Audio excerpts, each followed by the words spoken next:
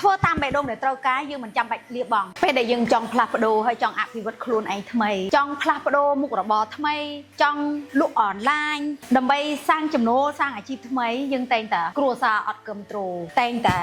គ្រួសារអត់ពេញចិត្តឲ្យយើងធ្វើគឺថាការធ្វើអនឡាញនេះវាបែបនេះការធ្វើអនឡាញនេះវាបែបនោះសួរត្រឡប់ទៅអ្នកមើលវិញថាទោះបីតែគ្មានអ្នកណាគ្រប់គ្រងទោះបីអ្នកណាអត់មាន support ខូចសេដ្ឋីដើរមកដល់ចំណុចនេះអត់ដែលមានអ្នកណា support អត់ដែលមានអ្នកណាគ្រប់គ្រងទេចាំណានៅពេលដែលយើងអត់មានលទ្ធផលមនុស្សគ្រប់គ្នាមិនថាគ្រួសារមិនថាអ្នកដទៃទេគេអត់ដឹងដំណើរដែលយើងដើរទេគេចាំមើលតែម្យ៉ាងគឺលទ្ធផលហើយនៅដែលមិនទាន់ឃើញលទ្ធផលគឺមានតែអ្នកជំទាស់មានតែអ្នកមិនឃើញគុណតម្លៃចង់ឲ្យគ្រប់គ្នាគឺថាអញ្ចឹងក្តីសម័យអ្នកទាំងអស់គ្នាច្បាស់អត់បើសិនជាយើងយកឈ្នះវាតើស័កសមទេនៅពេលដែលយើងយកឈ្នះធ្វើគោលដៅក្តីប្រាថ្នាតាមបេះដូងដែលខ្លួនឯងត្រូវការប៉ុន្តែវាអាចដែរវាអាចពិបាកដែរនៅពេលដែលយើងចង់តាមក្តីសម័យយើងមួយគ្រួសារស្វាមីមួយការងារដែលយើងស្រឡាញ់ដែលយើងគិតថាអាចជួយគ្រួសារអនាគតហើយក៏យើងបានធ្វើតាមបេះដូងដែលយើងត្រូវការ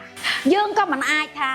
រើសភាពជោគជ័យទៅតែបោះលះបង់មួយយកមួយមិនបាច់គឺមិនបាច់ប្រៀបធៀបថាចាំបាច់លះបង់អីទេធ្វើតាមបេះដូងដែលត្រូវការយើងមិនចាំបាច់លះបង់យើងអាចដើរវាយកវាទាំងពីរបានប៉ុន្តែណាឲ្យយើងនេះច្បាស់លើសនឹងគោលដៅខ្លួនយើងនេះប៉ុណ្ណាបើយើងទាំងអស់គ្នាគិតថាគោលដៅដែលយើងចង់ទៅគោលដៅដែលយើងចង់សម្រេចការងារដែលយើងចង់ចាប់ផ្ដើមឲ្យជីវិតខ្លួនឯងផ្លាស់ប្ដូរថ្មីជាគោលដៅនេះជាក្តីសម័យដែលអ្នកដទៃមិនអាចងើបឡើងធ្វើជំនួសយើងណាយើងអត់ចាប់បាច់នឹងលះបង់ទេជាពិសេសនៅក្នុងសង្គមគ្រួសារបើសិនជាមនុស្សដែលស្រឡាញ់យើងពិតគ្រប់គ្រងនឹងឲ្យយើងសាក់លបងនឹងឲ្យយើងដើរទៅតាមគោលដៅដែលយើងទៅមុខប៉ុន្តែភាគច្រើនណាខូចឃើញយើងស្រីយើងអត់ច្បាស់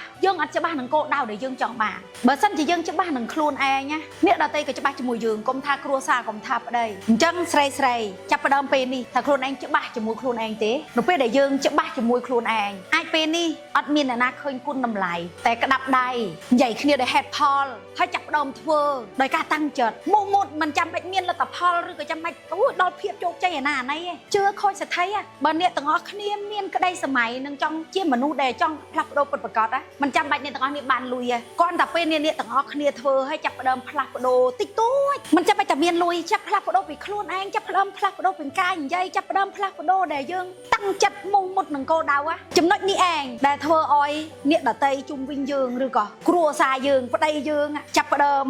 មានមោទនភាពចំពោះយើងគ្រួសារចាប់ផ្ដើមមានមោទនភាពចំពោះយើងប៉ុន្តែខូចសូមផ្ដាំថាកុំឲ្យអ្នកទាំងអស់គ្នាធ្វើដោយការយកឈ្នះធ្វើដើម្បីពិសោធន៍អ្នកដទៃធ្វើដើម្បីពិសោធន៍ថាខ្ញុំធ្វើបានខ្ញុំទៅរួចឲ្យគេឃើញតម្លៃមិនចាំបាច់ពិសោធន៍តែធ្វើដោយក្តីស្រឡាញ់ខ្លួនឯងពិតស្ងាត់ស្ងៀមតែយកលទ្ធផលមកបង្ហាញជាជាងដែលនិយាយរអ៊ូខឹងនិយាយច្រើនជាងការធ្វើព្រោះភាពជោគជ័យអាចបិទមិត្តអ្នកដទៃដោយមានមោទនភាព